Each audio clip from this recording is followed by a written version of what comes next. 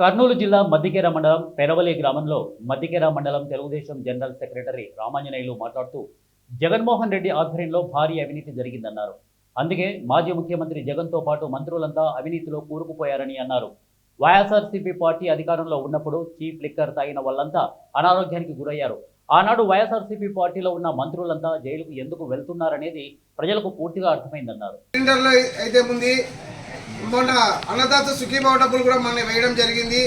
ఉచిత bus August 15 నుంచి మొదలు పెడుతున్నారు. తల్లి మీరు అది గురిగించ తన తలుపు నలుపు ఎరగనన్నట్లు మీరు చేసిన తప్పులు తెలుసుకోకుండా ఇప్పుడు జరగబోయే ప్రభుత్వం మీద నిందలు వేస్తూ మీరు ప్రజల్లో తిరిగితే ప్రజలు మిమ్మల్ని చీకొడుతున్నారు, చీదరించుకుంటారు.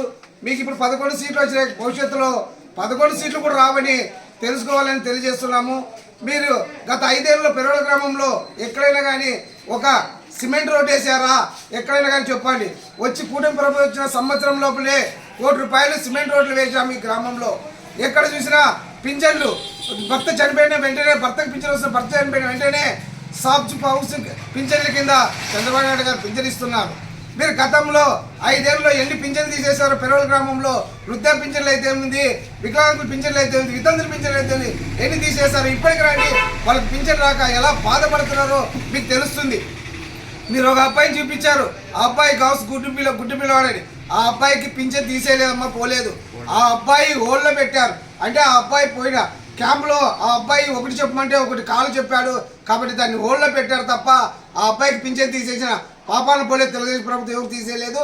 ఎవరైతే ఫేక్ సర్టిఫికేట్లు తీసుకున్నారు గారు పెరవల గ్రామంలో ఇంటింటా ప్రచారం చేస్తూ బాబు గ్యారంటీ మోసం గ్యారంటీ అనే కార్యక్రమం తీసుకొని వచ్చింది.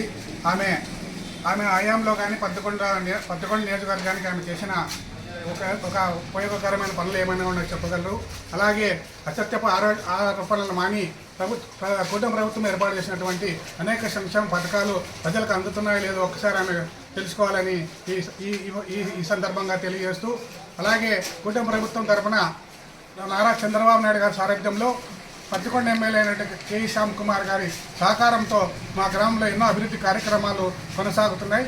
తల్లికి వందనం అయితేనేమి, తర్వాత అన్నదాత సుఖీభావ పథకం కింద ప్రతి అర్హులైన ప్రతి రైతుకి ₹7,000, ₹2,000 మోడీ, ₹5,000 రాష్ట్ర ప్రభుత్వం తరఫున ప్రతి రైతుకి వాళ్ళ బ్యాంకు ఖాతాలో జమ చేయడం జరిగినది. అలాగే పింఛన్లు కూడా విడతల వారీగా గత ప్రభుత్వం అందిస్తే ఒకటేసారి నారా చంద్రబాబు నాయుడు గారు ఒకటేసారి ₹1,000 పెంచి ప్రతి ఒక్కరికి సంక్షేమ పథకాలు అందజేస్తూ ఈ రాష్ట్రాన్ని ముందుకు తీసుకెళ్తున్నాడని చెప్పి ఈ సభాముఖంగా తెలియజేస్తూ విద్యాశాఖలో